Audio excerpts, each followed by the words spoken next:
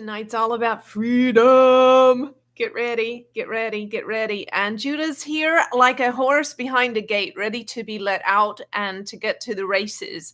And so we want to begin by blessing you and setting an intention for this time. First of all, we are going to establish a high-level consciousness field for this gathering this evening for all those listening afterwards, assigning it to this piece of media. Yes, a high consciousness field of unconditional love and joy, and also peace for many. And we want to talk about joy because about freedom, because freedom is what the soul wants. You see, there are two things that the soul wants. The soul wants, we're speaking of your soul, wants to be loved through and through, and wants to be free through and through.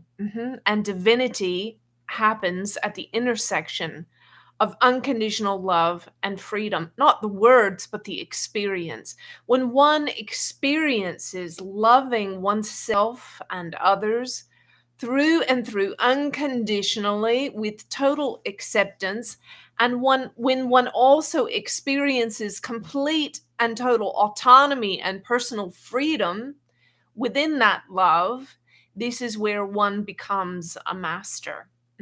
And one has attained mastery and enlightenment. And so the word love, we would say, is used in a very sloppy and unconscious manner in your culture.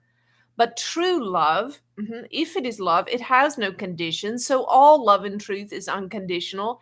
And within true love, divine love, there is always freedom given and freedom maintained. The one giving love gives freedom to the other in that love.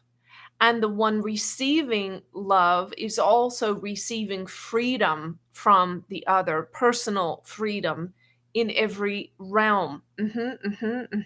Down with slavery, we say. Down with slavery of every kind. Slavery of body, soul, and spirit.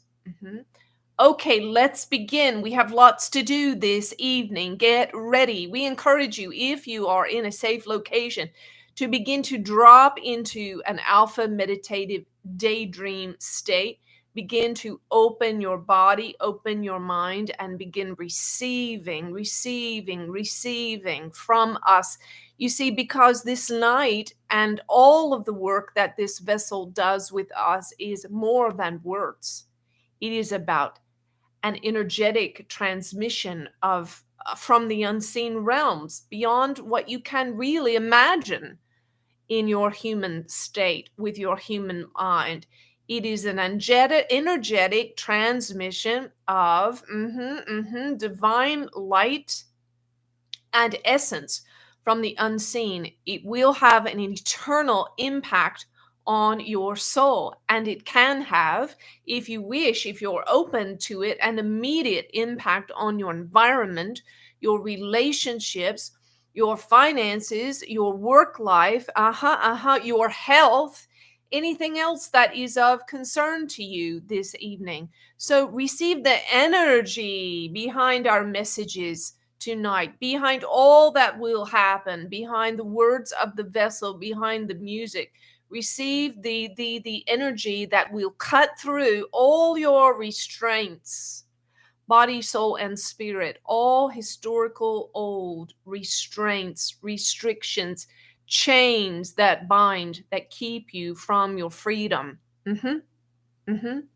And here we go. Yes. Good. Fun start. So I thought it was serendipitous that just before signing on tonight, I received two, not one, but two, in the same little span of a few minutes, songs from people in the Judah family who were receiving incredible light language transmissions this week in song. And boy, were they beautiful. And we're going to continue on with more of these transmissions in song at the end of our Sunday nights together. And these are important because music is a universal language. It's more than a universal language for humanity. It's universal in a cosmic sense. And music bypasses our mind and our structures of the culture, our upbringings, our nationalities, our language structures. It bypasses all of that and goes straight to the heart. And so these are one of Angel's very beloved ways of communicating to our soul is through music. Okay, freedom. We're going to talk about freedom from functions, factions, and fictions. We're going to start tonight by talking about freedom from functions. Functions meaning the stuff that we do, our roles. First, I want to reiterate what Judah just said opening, that what the soul wants more than anything else is love and freedom. Love and freedom. And when I'm speaking of the soul, I'm talking about the higher dimensional part of you, the fifth dimensional part of you that's eternal, that's perfect, that's blameless, that existed before you were born and will continue on existing after your physical body dies. This is what your soul wants. It wants freedom and it wants love. And I guarantee you that any action that you're taking in your day-to-day life is likely motivated by your belief that the action, the thing that you do, whether it's brushing your teeth or kissing your mate or going to work or helping your children, those actions are likely motivated because you think that they'll either give you more freedom or they'll give you more connection to the love that you want to receive, to give and receive. So where we get stuck a lot of times is in our love relationships, our love being our coming together, we lose ourself, we lose our freedom, we give up our freedom. Or when we move towards freedom, the freedom that we want on a personal level, then that takes us away from our love and connection with others. Let's let Judah talk about that a little bit. Yes. So let's talk about this. You see, love and freedom in the higher dimensions, they are two things in tandem that cannot be separated. And what this vessel just described to you is correct. There is a battle that goes on in lower dense life, in human life, in the difficult trenches of energetic life on earth. It is a pull, a push, and a struggle between love and freedom. And these two things seem to be dichotomous or separate. Whereas in higher dimensions, they are not separate. Here is our higher dimensional perspective. Love and freedom are like unto the ocean. The wave rolls in, and then it pulls back, and then it rolls in, and then it pulls back. This is the way of the waves of the ocean hitting the shoreline. Think about this ocean now as a metaphor for consciousness. And so there is a reaching out, that is the wave reaching forward and crashing on the shoreline. This is a reaching out of consciousness to connect in love. And then there is a pulling back. There is a pulling back, and that is the consciousness asserting freedom of choice, freedom of the soul, freedom to be what you are. And so there is a balance, you see, in the higher dimensions of love and freedom, and that is a reaching out to connect, and then also a withdrawing to retain freedom.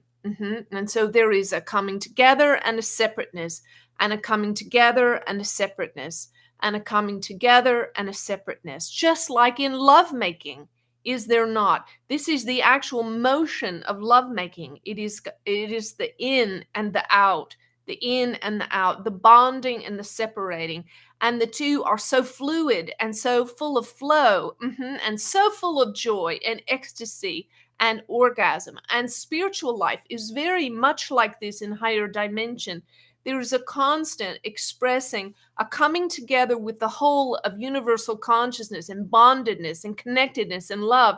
And then there is a separating out of various entities to then express various aspects of the Creator in individuality, you see. And that is why Judah can be so many myriads of angels that can speak together and move together and act together in one voice. And they can also separate themselves out to speak through this vessel, for instance, you see. So love and freedom, finding that balance where you're not polarized, where you're not making rash, harsh decisions in order to demand your freedom. That is ego, my dear. Or where you're getting so attached in your loving connection that you've forgotten the beautiful part of who you are, your own unique individual expression. And so, higher dimension relationship is a balance of the love and freedom, the bonding and separating. So, remember this illustration of the wave crashing on the shore and then pulling back again. And remember the peace and joy that you feel when you watch with your physical eyes this occur in nature. Okay, good.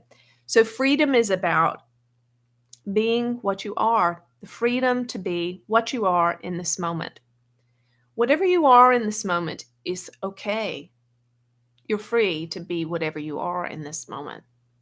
If it's sad, if it's angry, if it's joyful, whatever it is, freedom, spiritual freedom, is accepting yourself fully where you are right now.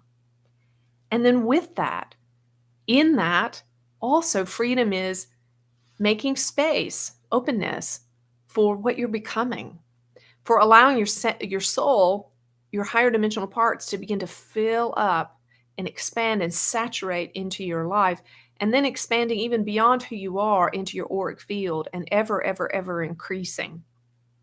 And freedom is doing what you want to do, doing what you want to do. Chuck has been the most brilliant teacher of this for me in my life. Do what you want to do. I remember when we first started dating, I was teaching school and he would want to take off to the mountains on the weekend. And I would say, well, I can't do that. I have this responsibility to my students. And he would say, well, what about a substitute? And I was like, yeah, well, gosh, why don't I use some of those personal days? And so I would take care of my responsibilities, prepare a great lesson, hire a substitute, and I would go to the mountains and do what I wanted to do. So I'm not saying bail out on all the people counting on you, but you can always make a move towards being what you want to be in the moment and doing what you want to do. And one of the coolest parts about our life right now is over time, as we've grown spiritually, our 3D physical circumstances, we've shifted and changed them towards freedom. Now I have the freedom. I wake up in the morning when I'm done sleeping. Chuck taught me this, right? Do what you want to do. If you want to lay in bed an extra 30 minutes, do it. And I do. So let's talk about first freedom in our functions. That's our roles. Isn't it interesting that in the culture, what's the first thing you do at a party or when you meet someone out in public? Hi, what's your name? What do you do? What do you do? That's our question. What do you do? What's your role? What's your function? What do you contribute? Are you worth anything? I mean, this is how prevalent this is, our attachment to roles, to functions. I don't know. We should think of a different question to ask, like, I don't know, what are you passionate about? What's important to you? What lights you up? I don't know. We should think of some different questions. So we define each other, and the culture defines us by our function or our role. And our roles can change many times over a lifetime. I've done all sorts of things in my lifetime. I've waited tables, I've changed diapers, I've been a worship leader, I've been a school teacher, a music teacher. Your roles can change many, many times. But see, the ego wants you to have some sort of role that counts for something or means something. And so we have all kinds of roles in our three-dimensional life.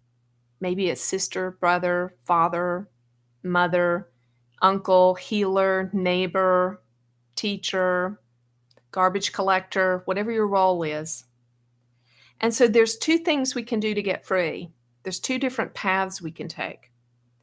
And here's where you want to be really, really careful. Really careful. You can get freedom from your role, right? Like if you're tired of the role that you're playing, you want to change, like maybe you don't want to be a husband anymore or a wife. So you can get a divorce, right? Or maybe you hate your job. Maybe it sucks. Maybe you know it's not feeding your soul, it's killing your soul. You can quit. So freedom from your role is one choice that you can make, or you can find freedom in your role, in your role. And so when you're finding freedom from your role, you're looking for an external change of some sort, an external change in your outer circumstance or the way that you relate to others in life. But if you're looking for freedom in your role, then you're looking to do the inside job of soul work. And this kind of work is done in the fourth and fifth dimension and possibly even higher. So I would encourage you, don't make the mistake that I did, which was when I started awakening and I saw so many things, I would say probably 95% of the things in my life were not aligned with the purpose of my soul. And I woke up to it and I kind of freaked out. And I just started changing everything in my external environment. I quit going to church. I got divorced. I left my teaching career. I just kind of started changing stuff, changing stuff, changing stuff. But the internal work that needed to happen, my external changes were happening faster than my internal changes. So once all the 3D changes were made, then it took me a few more years for my insides to catch up. So really use some wisdom there and be careful. If you're in doubt about whether or not to make an external change or an internal change, I would encourage you to meditate and pray and spend some time doing inside work, self-inquiry first, because the shortcut in a spiritual sense is always to do your interior work. When you do your interior work, it's amazing how things magically start changing in your life. Sometimes you may have this knowing, oh, I am with the wrong person, and this is a soul death for me being with this person. It's killing me. And when you take the time, though, to slow down and meditate and do your interior work, you may find that that person naturally exits your life of their own accord. That's sometimes the case. Okay, so the problem is not always the role or our functions, but believing that we are the role. And so the freedom that we want comes when we release our attachment to our roles. It's not that it's okay to be a banker. It's okay to be a garbage collector. It's okay to be a healer. It's okay to be a mom, a wife. It's okay to be all of these things. It's okay to show up and play the role if you're playing it with awareness, right? All of us adjust our personality a little bit for these various different roles that we play. The problem comes when we're enslaved by it, repressed by it, or really attached to it, and we derive our identity from it. So sometimes when we stop playing certain roles, our ego will panic, and then the ego will either push you to resume the role and get back to what you were doing, or to find another role, a better one, right?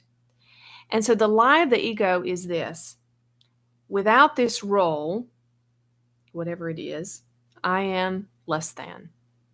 Without this role, I'm not enough. That's the lie of the ego. And so it will cause you to feel pressure on your insides to find a new role or to go back to the role that you've been playing. So let me give you kind of a concrete example. Like I said, I've done many different things in my lifetime and let go of many roles. And my current primary role that I play is as a channeler of Judah. Yes, that is right. Okay, Judah.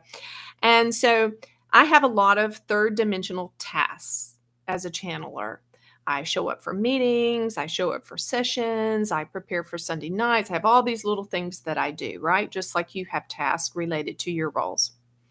Then I have some fourth dimensional perspectives, 4D meaning my personality, the way I think, the way my emotions operate. I have some 4D perspectives around channeling. So I will tend to see topics or ideas or situations through the lenses of a channeler, right? Normal. Okay. And then there is my 5D role as a channeler. 5D role, that's the higher role of my soul. And that's where I open up and surrender completely to source energy and to Judah. I step out of the way and I let them come through for a higher purpose of being a servant of the Most High God, a servant to humanity. Now, if I want to find out how much of my ego is involved in my 3D, 4D, and 5D roles as a channeler, all I have to do is stop doing it. Just stop doing it for a week, 2 weeks, 3 weeks, 6 months, a year. And then we'll find out in truth how much of my ego is involved in the role. Make sense? All right. So, a message that Judah gave me personally not so long ago was this: we will share this through a channeling mode. Yes, we shared this to the vessel. We showed her 3 pillars holding up the structure of her ego. Just 3, but 3 being enough to hold up the structure, you would agree. And we told her what these 3 pillars are. They are good wife, good mother, and good daughter. For you see, there is a deeply held belief within this vessel. We would say she's making great progress in releasing it and is nearing. We told her these 3 pillars, once they have been knocked down, knocked over, removed, she can be an enlightened one. And so this is why these 3 pillars have been so paramount to her, for she has a deeply held subconscious belief that she could do many number of things in her life and mess any number of things up, mess them up royally. But if she only could be just a good wife, a good mother, and a good daughter, that would be sufficient. She could lay her head down in death and be satisfied that she had been a good person. And we will say, oh, well, hogwash to all of that. You see, there is an attachment to that role. And the attachment is based in fear, a fear that she will not be enough or that she will miss out on fulfilling her purpose. But the truth is, if she can let go of these roles, her attachment to them, then she might be a good mother to thousands, to hundreds of thousands, to millions, you see. She might have a much more vast purpose than she could ever imagine. And so it is not the role. We are not saying she shouldn't be a good wife or good mother or good daughter, but we are saying she must give up finding her sense of identity in those roles. For in truth, in the moment that her body dies and is laid to rest, her spirit will go on and continue on with her purpose. And she will not be a mother anymore, or a wife or a daughter, you see. These are only human constraints and ideas. Good. So we can have all sorts of different functions that we play, not just our natural things that we're doing, our jobs and our roles and so on. But we can also have attachments to different ideas of ourselves. Roles as we're the victim, or we're the persecutor, or we're the educated one, or we're the stupid one, or we're the beautiful one, or we're the fat one, or we're the teacher or the coach. We can have all these different ideas, attachments in our heads about who we are. And one of the biggest ones for me, big attachments that I had coming into awakening, is a performance orientation. I'll tell you what I mean by that. I had such an extreme performance orientation I remember the key members of my family used to tell me, my first husband always told me, "You're the most driven person I've ever met." So very driven, very type A, very high functioning, workaholic, always had to top my own best, whatever that was. Nobody had to put any pressure on me to come through because I put an enormous amount of pressure on myself. And so I was constantly, my ego, I will say, was constantly pushing me to function at higher levels in roles in order to have recognition or praise or attention or approval. And so I was constantly trying harder and putting in more effort. And a lot of this came from just a feeling of being unloved or fear of not being enough. And this was very heavy conditioning from my religion. It was subtle, it was covert, but it was there nonetheless. And so the subtle lie was, I have to earn love, and once I've earned it, I have to keep earning it or it will be taken away from me. So it's a really heavy underlying subconscious lie of abandonment under there. I remember when I was a little girl, well, so this is what I learned to do. Because love was so scarce in my life, I learned to perform well to earn love. And in truth, it wasn't love that I was earning, it was actually more like approval or attention. So approval and attention became a substitute for love. This was all very unconscious, but it was what I learned to do. And I remember as a little girl when I would sing, I would immediately have my dad's attention, and he loved to hear me sing. And I remember when I was a little girl and we would go to McDonald's after church on Sunday night, he would have me stand up in the chair and sing hymns and songs to everybody in McDonald's, and everybody would clap and give me lots of attention for that. So from that, there was a passion, but it was strapped to my ego to sing because I got attention for it, and especially from the person I wanted it most from, and that was my dad. And so I learned to receive attention and approval as a substitute for love. So that's something we can do in our freedom is we can check the roles that we're playing. Why are we doing the things we're doing? Why are we doing them?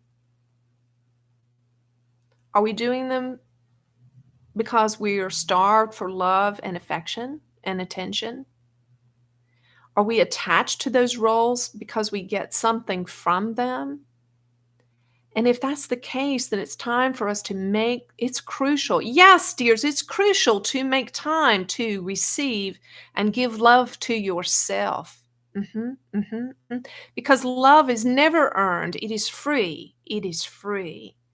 And if anyone who is offering some semblance of love to you with strings attached, we assure you it isn't love. And the love that you seek is right within you in the center of your chest. It is the divinity of God in you.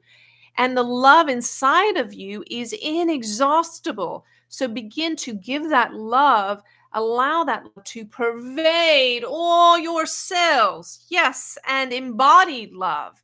And when you embody this divine love, no one can take it from you, and you can't outspend it. You can't outrun it. You can't give it all away. The moment you give it, there is more to replace it. There is more, there's more, there's more, there's more, right? In the moment that you give it, there is more that is coming. Good.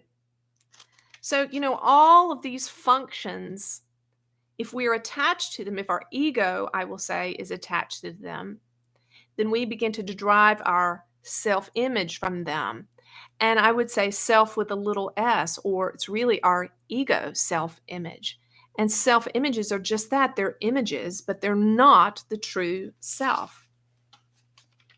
So one of the things that I face at this juncture of my growth and enlightenment is that when I suspend all my roles, which I do more and more and more these days I pretty much just eat, sleep, and channel. That's just about it. And as my roles disappear and my functions are reduced to just the one thing that I feel I'm most here to do, then what happens is my ego is afraid it's going to disappear. And this is one of the last fears that we face as we get closer to enlightenment.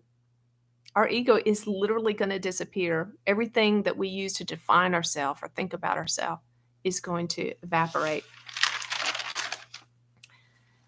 So the ego wants us to take on roles or functions, and it wants us to hold on to roles and functions. Now, remember, I'm not telling you to quit your job or stop doing the dishes. That's not what I'm saying.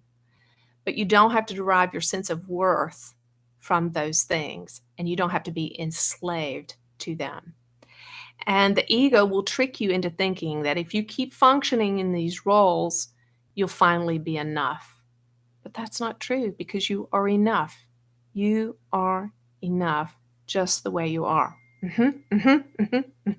And so whether you're feeling superior or inferior, it is all a trick of your ego. Whether you're feeling like the shyest, most withdrawn wallflower, or the most obnoxious narcissist in the room, they are both two sides of the same coin, my dear. It is only your ego. And so there's nothing for you to do. There's nothing for you to do. Be free to be what you are, who you are in this moment. Release your attachment to your roles. Know that you have infinite worth that is not related to any function of yours. You are precious just as you are.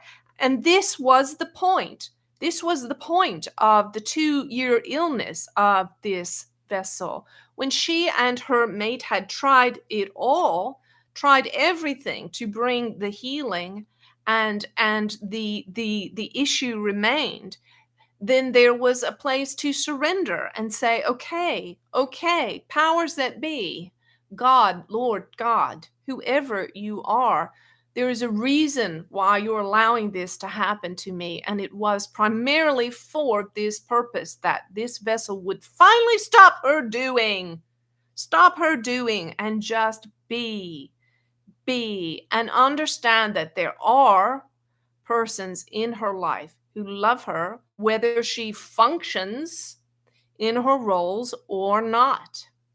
And also that she would love and value herself without the context of her roles. Yes. All right, now, freedom from factions. Let's talk about that. Factions, yes, there are many different groups that you can identify with, and your ego likes some of these groups. Yes, oh yes, the ego likes the validation, the sense of camaraderie and connectedness that it can derive from these groups. But some of you are just waking up to realize that these groups are not serving you well. They are not freedom, they are bondage. And you feel trapped in these factions, these groups, and you're ready to be free of these factions. Yes. So I jotted down, Judah had shared with us in a channeling early on that there are 4 structures of the matrix, meaning the system. I want to pick the right words here. I want to pick them carefully. Systems of control, systems of unconsciousness. And they are the medical system, religious and political systems. And I thought it was interesting that Judah combined those two together, religious and political systems, educational systems, and financial systems. And these systems are so deeply ingrained in our culture that it's very, very difficult to exist without them. And to exist without them can be really a hardship in many ways. So these are systems that support, they're the pillars of the matrix, we will call it. Now, don't hear what I'm not saying. If you're a banker, if you're a nurse, a doctor, if you're a pastor, if you're a politician, if you're a teacher, if you're working and living within one of these systems, I give thanks for you. I'm so grateful for you. Because what we want more than anything is we want aware people who are moving in and out of these matrices and bringing spirit and bringing divine light and bringing truth and wisdom and beginning to shift and transform these systems and undo the parts of these systems that are harmful to persons, to people, and to the culture.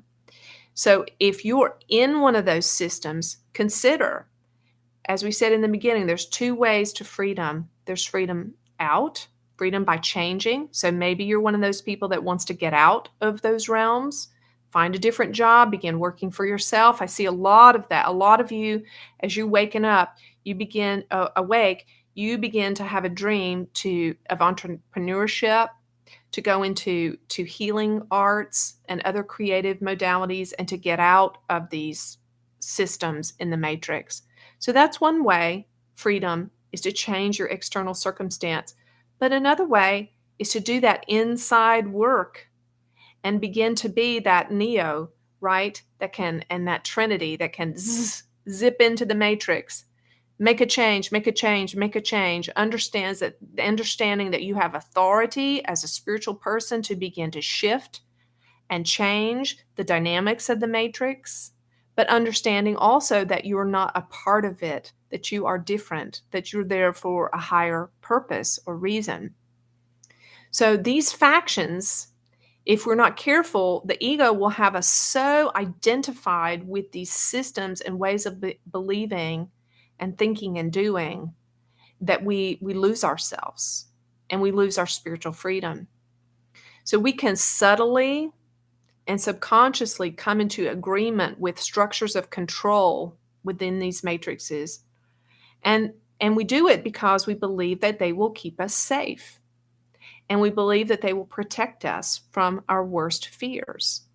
I remember my days as a teacher, and as a teacher, I was so much more than a teacher of material, of knowledge. I was a mother in many instances. Sometimes I was a nurse. Sometimes I was a father to these children. And so, the matrix is picking up the responsibilities because we don't believe or trust that parents can do what parents are meant to do, right? To love and nurture children and parent them.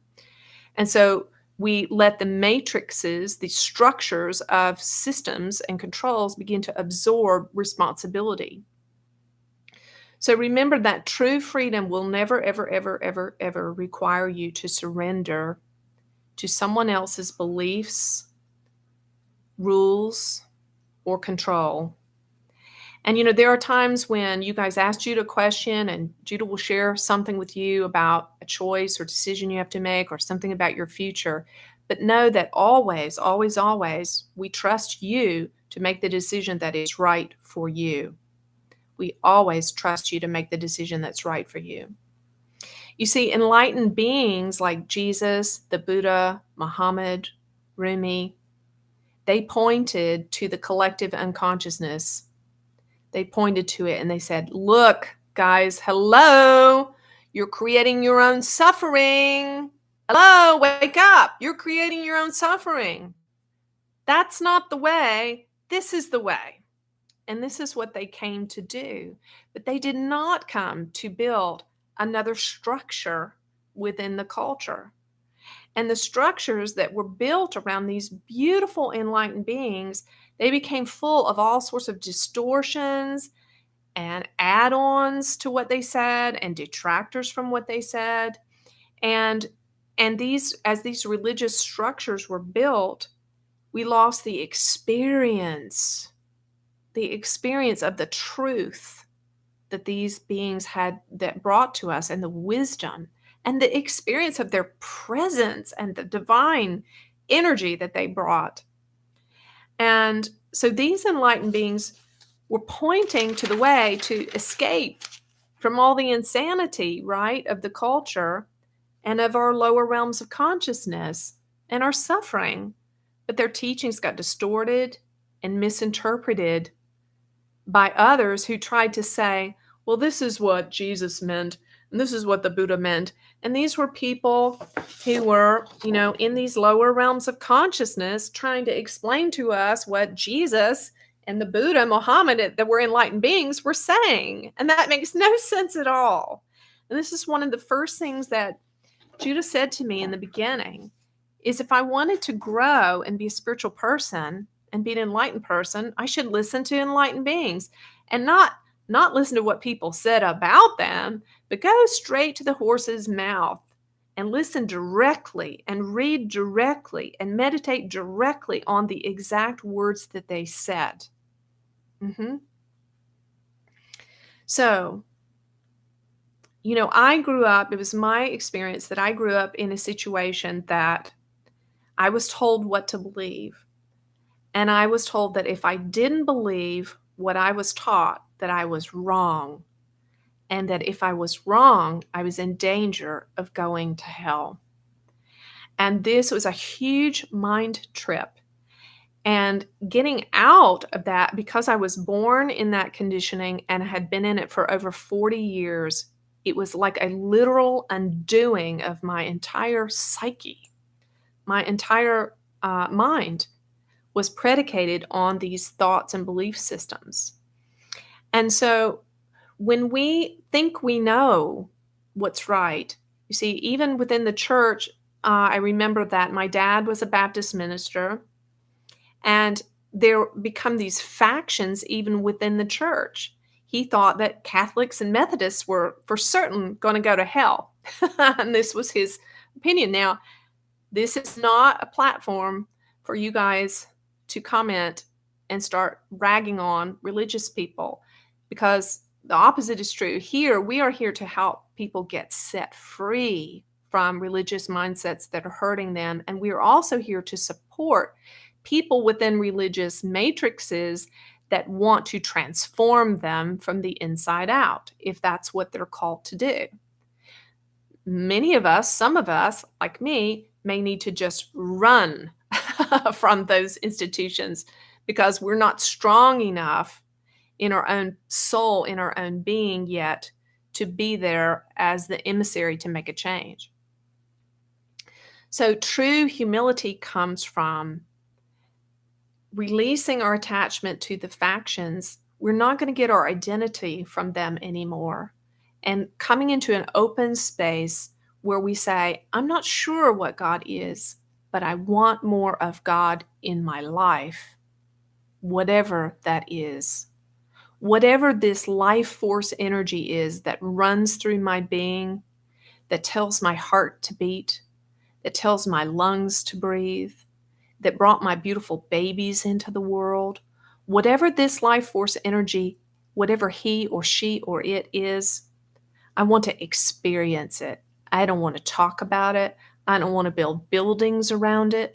I don't want to develop programs around it. I want to live it, right? Yes, yes, yes. And so there are many within religious organizations that have benefited and are still benefiting today because they need the structure. For in truth, they are infants and they need, some love and loving guidance.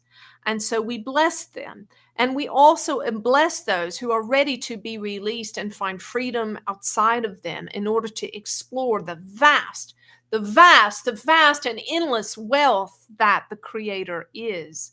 And yes, there are many, many within these factions, even now, who are ready to turn over the tables and shake the pillars, shake the pillars until there are something of a change there. There are many church houses, indeed, really, that should rip out their pews and burn them in a fire of praise and give thanks. And then they should instead replace them with beds for homeless men and women and children.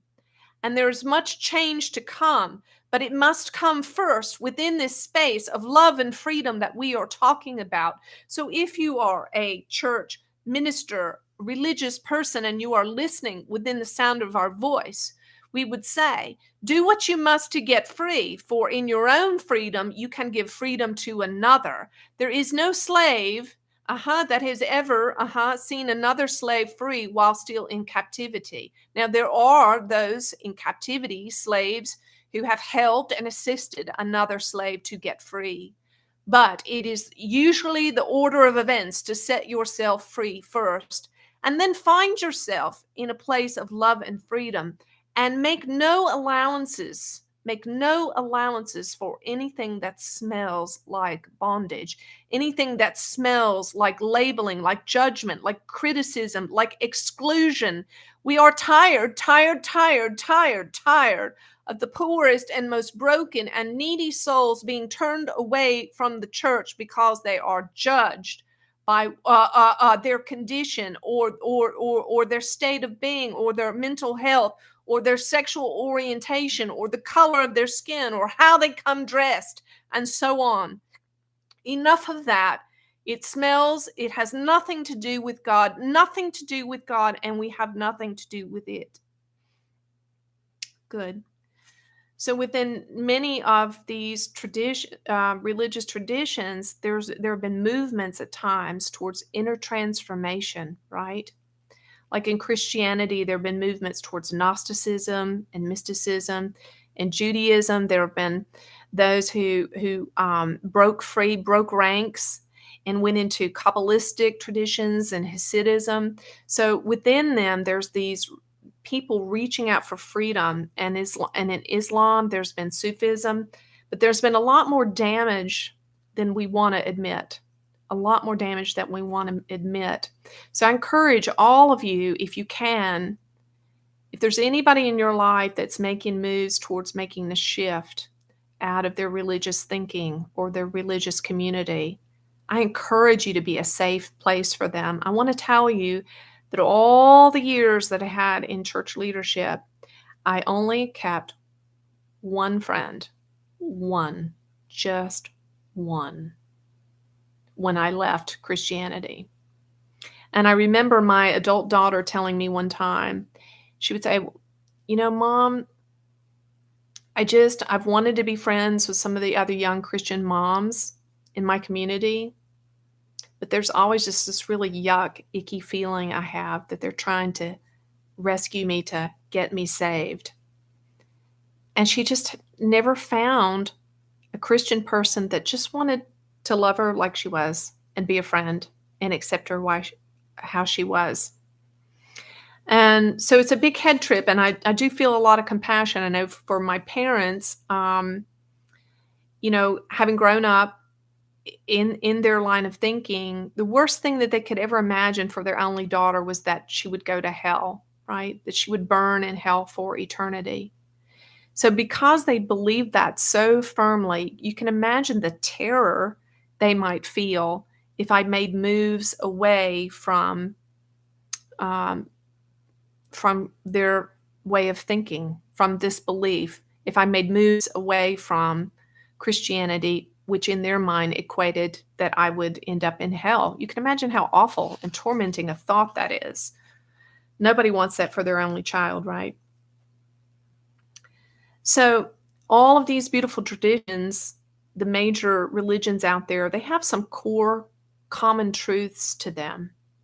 And when you come into and experience the presence of angels, when they bombard you, when they show up on your door, when they overwhelm you, all you feel is love. All you feel is joy.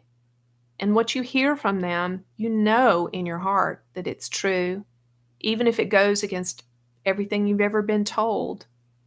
And so enlightenment is when we come into this place of opening up to the experience of the divine, letting the divine come and sit on us and envelop us and overtake us with love.